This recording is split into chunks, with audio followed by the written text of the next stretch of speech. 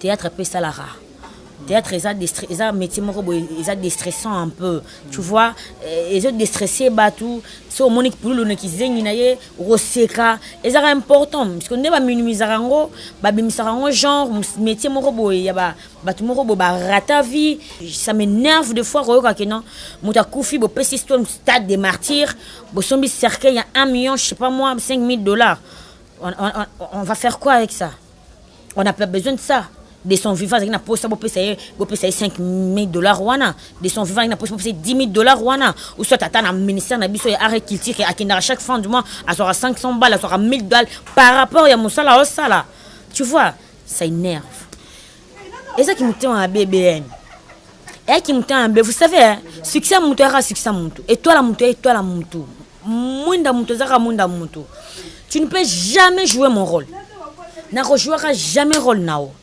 Okolobaka ndenge moko tenanga orozakana même j'ai moko tenanga parce que orofinanga pona nini ngana to na lipamboli moko te omona be muto ofinona aleki na succès muto ofinona aleki na makambo parce que to finanga pourquoi na équipe ya Congo Amérique. En tout cas merci les boss Patrick Mbouya, je te dis merci parce que tu as un grand cœur. Mes frères, mes sœurs, na mona ba commentaire na la YouTube trop. Papa on a so balancer biloko wana a balancer on te parce que ça na azo saboter le mort ya Pululu. Non, a autre champ pour te immortaliser parce que azala na chaîne oyo. Chaîne oyo ya mbaka Pululu. Azala na chaîne oyo asala makambo. Patrick Mbouya ayamba Pululu avec son grand cœur. Vous voyez. Donc bo pesa bo féliciter papa wana royamba Pululu et puis Pululu la zongi ce que pas c'est ça qui Pululu la bandeli succès na ye bo etufaki mais au moni étoile en et bandela mi lisusu pouf et katani. Quelle hémorragie. C'est le moment de soutenir parce que yes accueilli ya soutenir banana yes accueilli ata ozui $1 million au yo on a kata cercle pour nous ça ne va rien changer à ozon en vite fait et que des cas et puis comme dans poussière. Je préfère mettre $1 million wana et à part na yo contribuer pour la survie à ba orphelin wana. Tout est vanité. To inana pona nini to finana pona nini to zamute mama be pourquoi ce qui ne se il cas au fini Pululu ye wana kufina iti au fini dozo akufa ozo fina yi pour kufa. Total Rami Congo America TV, to s'abonner. En tout cas, to s'abonner na Congo America TV. Je le répète encore, Congo America TV, to s'abonner parce que Pierrot Nomba ça va diminuer bango so ngo diminuer Congo America ngana diminuer yo suka. Ngo diminuer veut dire bravo BBM ngana diminuer yo. Oh diminuer mais na diminuer yo. Salut à tous, bienvenue dans ce nouveau numéro sur Congo America TV, la chaîne de lui-même. Patrick Mbouya, Pat 5, Mobutu de la presse. Nous toujours la présentation de la Moko, BBM Bravo, le premier artiste à la presse congolaise. Quand on parle de Congo America, la présentation de l'émission de mon vraiment BBM Bravo. Dans la caméra et à la jeune mon beau charisme swag. Pia Mbemba, les caméramans incontestés. Actualité, toujours actualité. Nous avons information vous allez tout le temps besoin. J'espère que vous êtes déjà informés parce que c'est là depuis déjà du temps vraiment où les artistes Nabiso Chico Pululu. Moko c'est très important vraiment la carte Nabiso. Toujours les car na musala obiso salara. Toki otika jamais micro, toki obaisser jamais micro, toki jamais okanga. Mingongo na biso pour que tous les leka bani en cachette bino au besoin libanda au besoin partout dans le monde vous allez tout le temps et à vous allez informer pourquoi pas toi karana pour na comme même nos informations concernant maramunio so ezo les kana communauté na biso ya RDC. Donc voilà, aujourd'hui nous avons préféré de recevoir une actrice une artiste a joué moi matin belé à rejouer ensemble avec Pululu azala pe ensemble na Pululu na chaîne Pululu abanaiko est vraiment mingi Congo America là où vous amena chaîne Obozo Biso Menala. Donc nous sommes ensemble avec Cardozo, une actrice Obolela Pemingi Obolandara Ming Nabanda Bonamino. Avec elle, nous aurons parlé un peu de sa vie artistique. Pourquoi pas, il y a moi Makambone, mais aussi de toucher Mingi, Makambu Eza, il y a Passi Oyo, et comme el Biso, Nandak Obiso Zala. Et puis, Mbemba Fongo Langachan, tout le monde a notre invité d'aujourd'hui. Bonjour. Bonjour, BBM, bravo. Ouais, bon nuit. Ouais, tout doux. Vraiment, artiste habite tout doux. J'espère qu'ils ont te belé. Au besoin de l'occasion, Rolando, à travers l'émission, mais Missoussou. Besoin d'une occasion vraiment déjà à présenter dans le but qu'il s'agit de Cardozo, d'inviter Nanga à Lilo. Yopé na yomo na habité, so peut-être ndambo ya présentation on a bossani, ok opé sont les sous des meilleurs pour que bateau bazu peut-être occasion pour la première fois Rolando une émission, bah mais qu'il découvrir des plaisirs. Au plus de la présentation complète, donc je suis Cardozo, Cardozo met l'esprit, Cardozo est l'artiste. Voilà. Ouais, merci beaucoup. D'abord, je dirais mes condoléances pour un problème au Zambie. Pareillement. Vraiment, c'est ça qu'on a présenté déjà vraiment un problème où il y a avant tout le temps, nous allons solo, nous allons passer au Tozango. J'aimerais que tu touches dans mon mouké, Marambo concernant artistes et autres yambi dans l'émission Nabiso.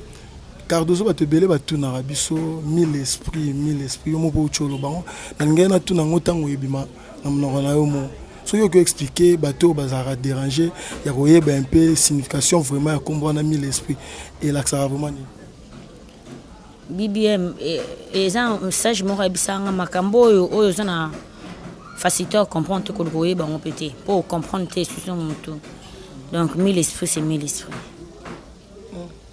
1000 esprits, c'est 1000 esprits. Ouais. Vraiment, Cardozo, on a habité dans la minute au problème des alliés. On a vraiment dans un casquette, il y a réalisateur, dans un casquette, il y a journaliste. Dans ça, au cas moins. Vraiment. On a caméra. Ah, peut-être étant tu es banana déjà na baissé dans un micro, mais je signale que la première émission de la chaîne Okaka, les sangs Simba m'a pénal moins trop. Donc voilà.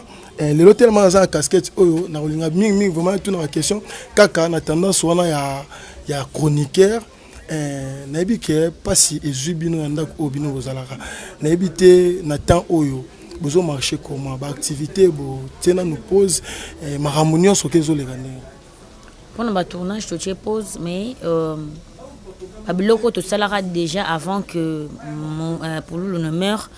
Et Zalaki déjà c'est côté qui te croit que tu as posté parce que il y a un peu immortalisé pour Loulou donc il y a un réseau les Canadiens on a Congo Amérique bleu on a tout ça qui est les cas mais pour na ba pièce ya sika peut-être to ba tournage ya sika na to bandit to tient on peut jusqu'à ce que to kunda pour Loulou surtout que tu directement à vivre ya sujet na biso Cardozo et salande nini pour na boy bana pour Loulou c'est par quelle occasion oyo o bana artiste et banana pour le grâce à Mayo président Mayo ils ont tournage mon film mon rappel ça ouverture premier film appelé ça penza oy bimisa Cardozo zara ouverture na ouverture ndena jouaka na Pululu azaka chef d'orchestre voilà na jouaka na ikaka wana na film wana et après wana ezaki na 2016 si je m'abuse pas 2016 17 après ba année wana tout de temps qu'on a joué na sous na Pululu na aucun site na aucune chaîne aussi n'a que jouer ne lissu souper kaka ya Mayo et puis na chaîne ka moko ya Patrick Mbuya le Mobutu de la presse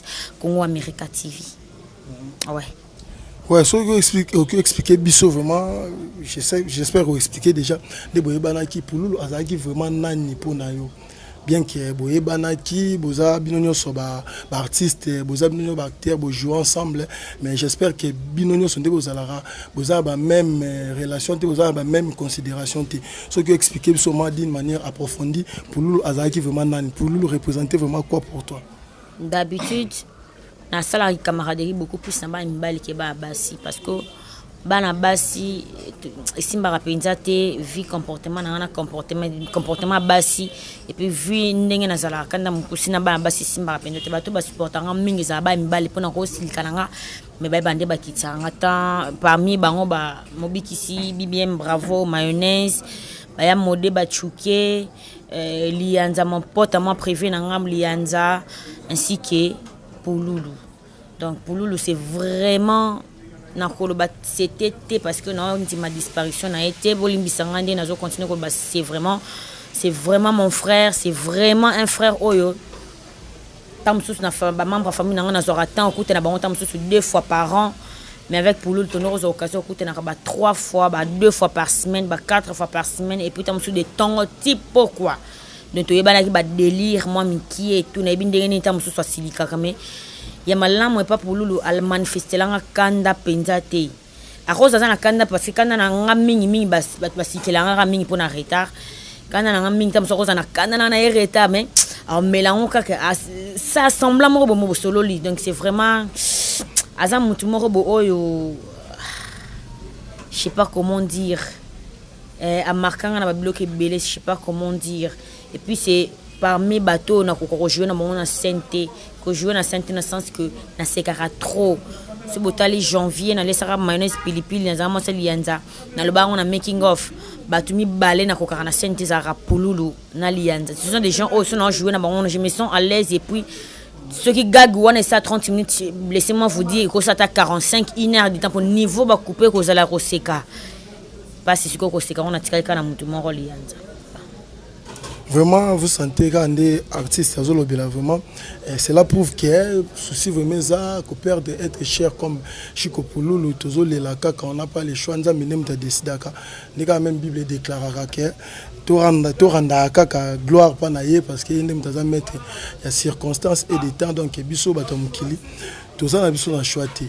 Voilà artiste na habité matanga il y a artiste ya mwe yezo le kandenge nini so yo kyo za na moi idée kyo pesa ba landina biso parce que ba tuna moi trop que Congo Amérique jusque là non ba pesa biso même information monter moi fiable concernant ba obsèque ndenge zo le kana niveau ya lupango pena kuna na habité par rapport à moi information aux zango so peut moi tout salamaki matanga vraiment le kandenge ouais réunion liboso zaki juste pour na ko ambomé Pouloulou pendant 2 jours oyo ba artiste basala ki ba 5 ki mambongo pona ko ambomé deuxième réunion auto ko lo bana ko bango première réunion parce qu'il y a on ezaki contact ya ba artiste na famille ba solo la ki mais jusque là programme fixe et biminonté parce que famille peut faut pas se concerter entre bango ceux qui ba se concerter entre bango ba bimisi programme moko après ba royar ba resolana ba artiste et c'est par là que nous allons passer à la télé pour vous donner un programme fixe.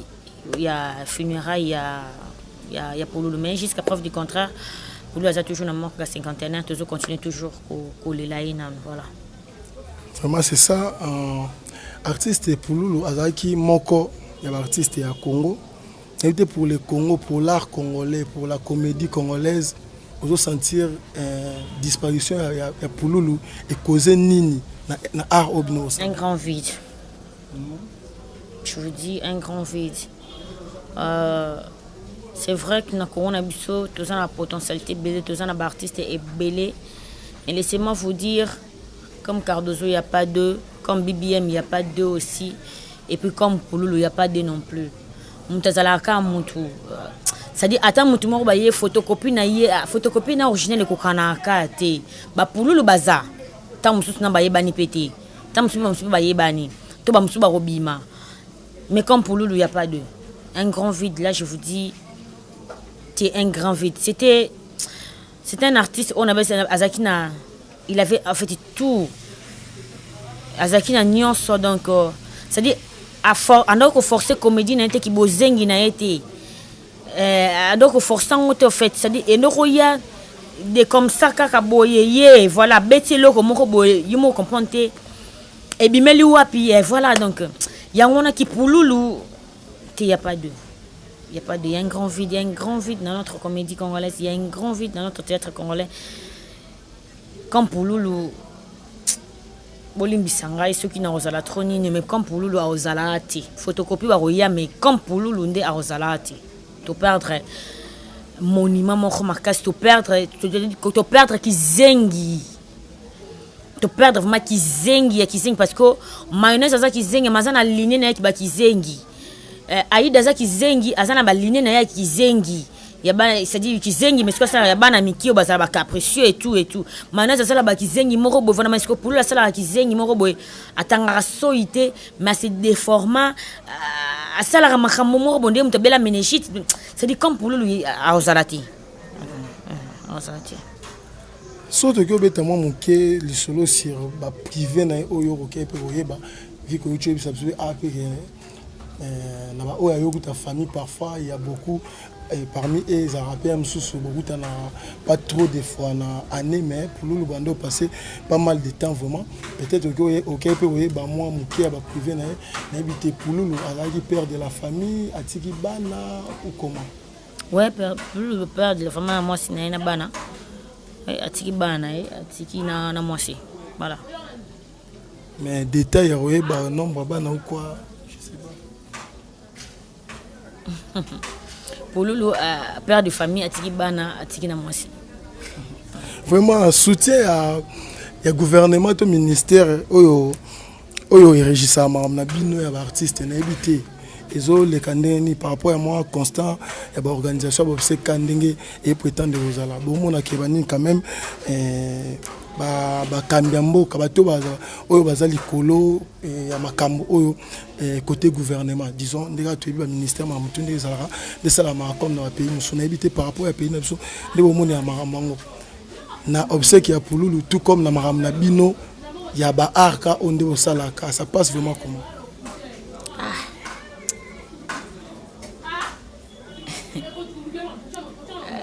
tokunda pululu tokunda pululu punda pululu okunda mana mimi sanga BMD na changer na pesi réponse na question na oté c'est vraiment na pesi réponse na question na oté c'est na poso répondre question na té so na yo zaka wana mais na changer na ngo forme est-ce que arna mino bosalara vous se retrouvera vraiment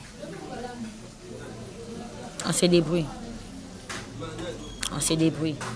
jamais qu'on se retrouver c'est faux on se débrouille parce que ceux qui vraiment là qui te se retrouvera dès les lots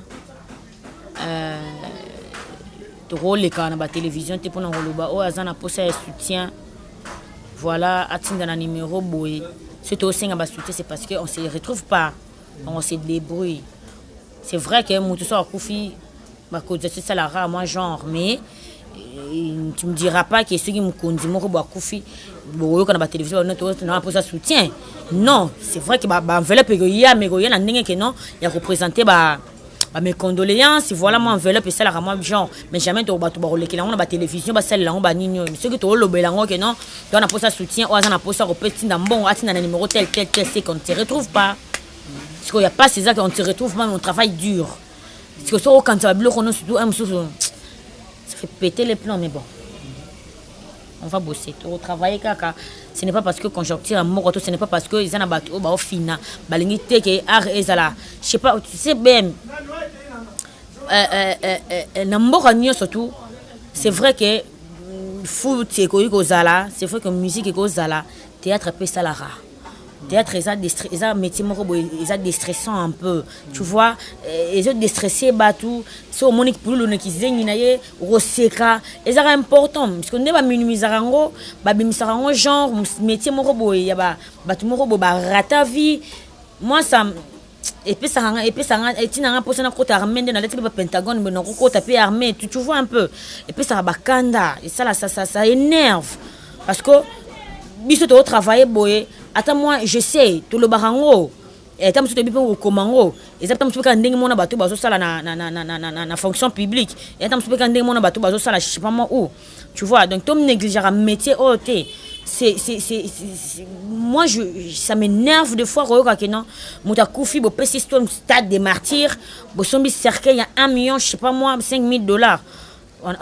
on va faire quoi avec ça on n'a pas besoin de ça de son vivant avec na poste bo payer $5,000 wana de son vivant avec na poste bo payer $10,000 wana ou soit tata na ministère na biso ya arrêt culture à kinda chaque fin du mois à sera 500 balles à sera $1,000 par rapport ya musala au sala tu vois ça énerve franchement vraiment moi je dirais personnellement je dirais vraiment que art au cinéma dès le 7e art et puis art moi très important et parmi art au etambo sera vraiment image ya mboka culture ya mboka vandi bena ba blone ba théâtre boy ça qui peut ça vraiment image ya mboka na ndemo boy vraiment ya ba bien lisu libanda quoi ce qui est un peu négligé ba ndemo boy ça fait vraiment mal parce que image ya mboka etambo lara mingi na bablo ne ba cinéma boy so on occupe cet exemple ming président Gesh lo barana ke so kala tondo kan sa chinois tout net bazala makasi c'est parce que la perception image ba film to bulane ba américain mo so na guerre goma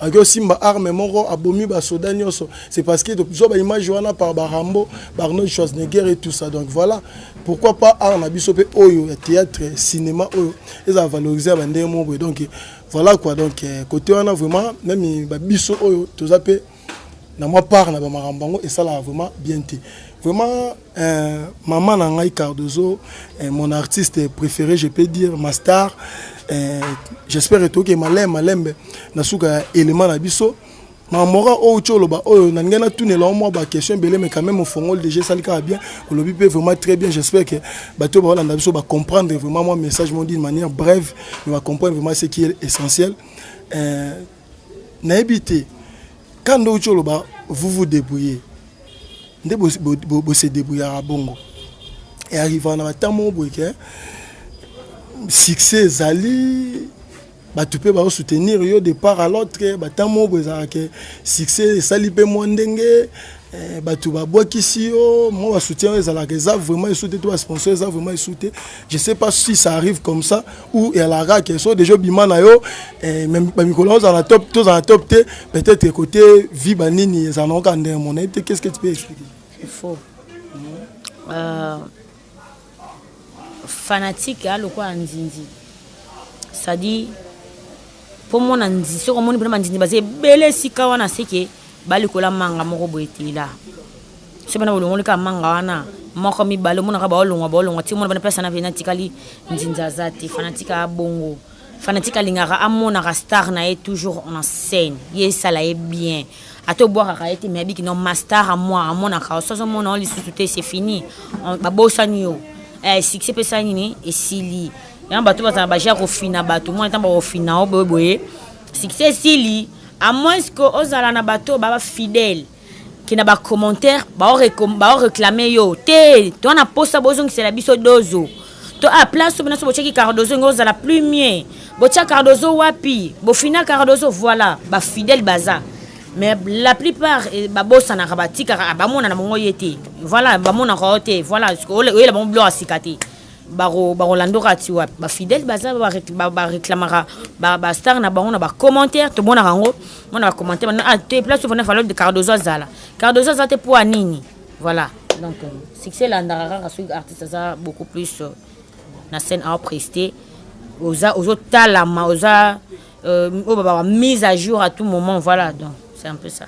C'est que on peut comprendre que artiste Oaucho Tigabiso Chico Pululu tellement il y avait un temps où on allait au travail les sous vraiment c'est comme si la scène vraiment zala qui sous ma casté bien qu'ayo zonga moi ba mikolo avant Tigabiso par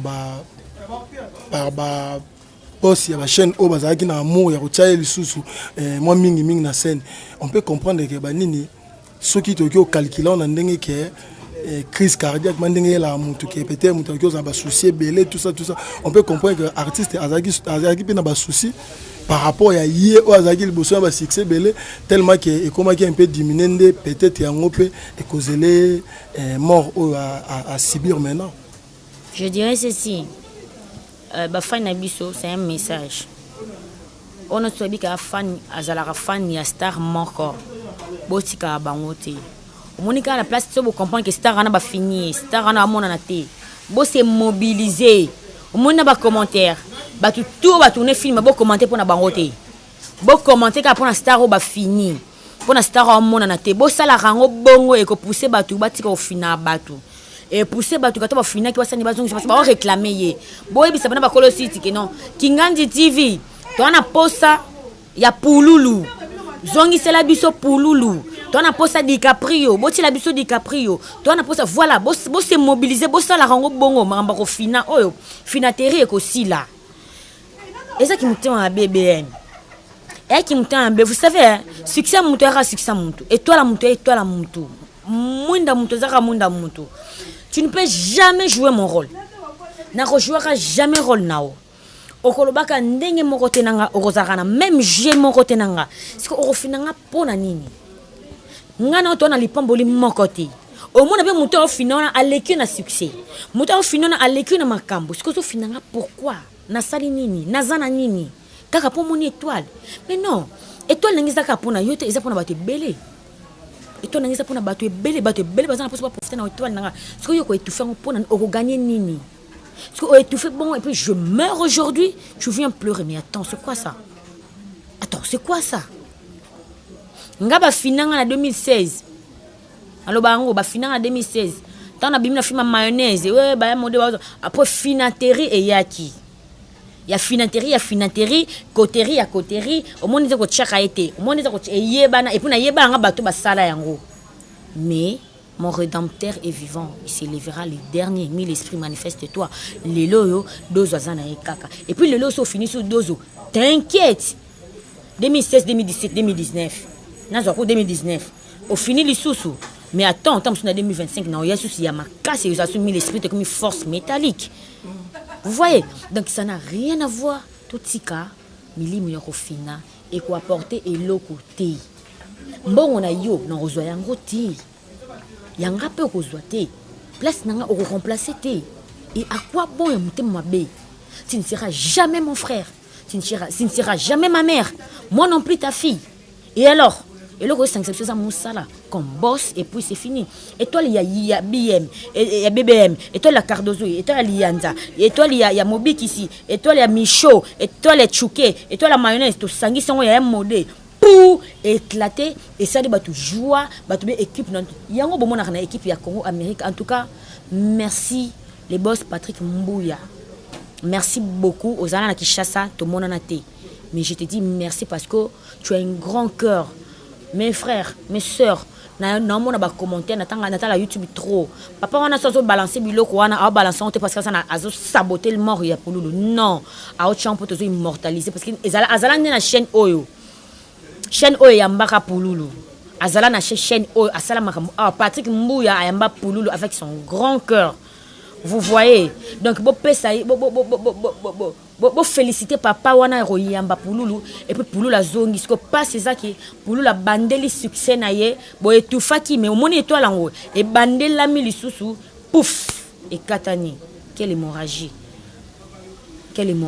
arrêtons ça ngaso ko ebi ko linga no ngate Nazana sans polémique. Donc ça sans polémique. À respecter à mon tout nyonso. Naba obalinga naba obalinga na yebi bango mais na pesa bango respect na solisa bango sauf que trop lié ensemble et trop là l'ensemble et trop là t'en as pété pour na éviter. Mais oyebi que yo moko de toi-même tu sais que tu m'aimes pas. Oyebi que ça parmi bateau yo balingara chute ya dozo. Le jour où je mourrai, ne viens pas. Le jour où je mourrai, je le dis avec beaucoup de peine. Le jour où je mourrai, je ne viens pas. De crocodile. Arrêtez de dire voilà, tu m'as dit mais bon, on m'appelle Miles pour la force métabolique na kolamuka. Just for you. Na kolamuka kaka pona yo koyate. Tika ngai ce qui deux personnes ka barolelanga. Mais avec un cœur sincère, je préfère. Ceux qui n'ont pas artiste, c'est deux personnes barolelanga, je préfère, mais je sais que na Europe, na partout au bataille la ranga ba nanga barkolelanga à mort. Barkolelanga à mort.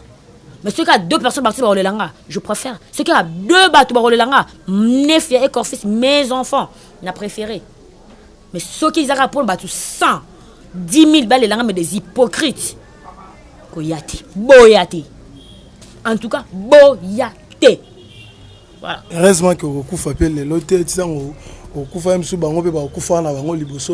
vraiment ça fait vraiment mal de voir que ça fait vraiment mal de voir que chaîne est belée bande bien artiste était tant où des fois tu ba likambo finana bozo fina artiste bo bien était ba film na bino tant artiste ça posa à côté c'est la moi famille na loko bozo bien était ba film maintenant là artiste n'est plus bomi ko yana ba caméra tout le temps bomi ko créer même na ba base créer n'importe quoi pour que boko tiara ba chaîne na mbongo or artiste on a zaki na posa ensemble na bino boko tsambongo ensemble pour ya se retrouver en quoi na bino bebo se retrouver mais bo benga été na ba film na bino bo benga été na ba ngam na bino mais l'artiste azai suna bisote bo bimisi ba caméra bo bimisi ba énergie pour que bo sala siko ndembongo na actualité au bozui l'actualité à lié artiste bo jusqu'au terme sala mbongo tout ça tu vois vraiment ça fait mal vraiment on a sur internet faut un mot boy des vivants, il y a des artistes nabiso boye ba rosala ba mboyo la sabolingo la sake pour la aider bon vraiment ça fait mal.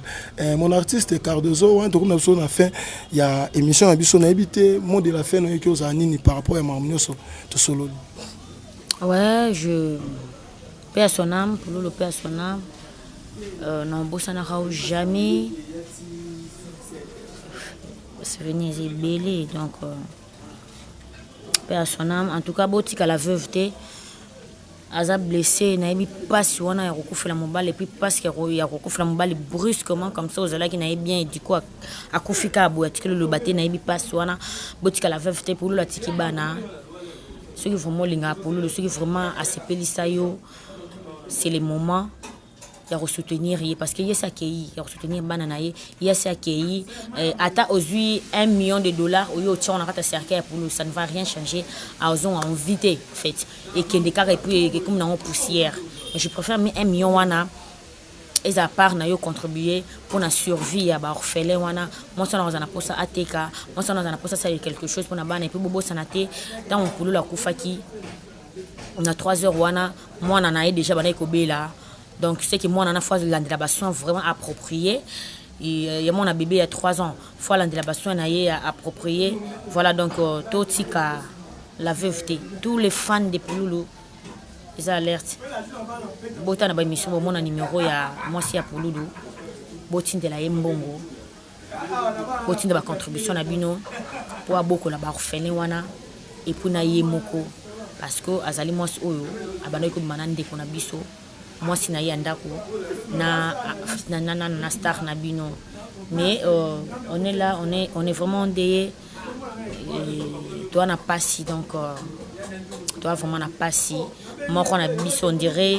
une partie à nous on a biso et longwe ça fait très mal et on dit maté mais bon c'est Dieu qui donne et des mutu azwa kapé aibi pourquoi et salami bongo pourquoi permettre mais nangana sepela makasi soka comme âge moko kufa ba âge oyo moins de 40 ans eza vraiment c'est triste eza vraiment bien té mais bon c'est là eza est possible surtout comprendre tout est vanité to inana pona nini to finana pona nini to zamute mamabe pourquoi ce qui ne soit ileka au fini Pouloulou ye wana kufina iti au fini dozo akufa ozo fina yipo kufa nyonso to sala to kufa kaka et à quoi bon to seka rakande to kutana na biso to seki atezanga lokuta mais dis-moi to seka mais qui était ezala bana no ennemi na ngai pour nini pour gagner quoi en fait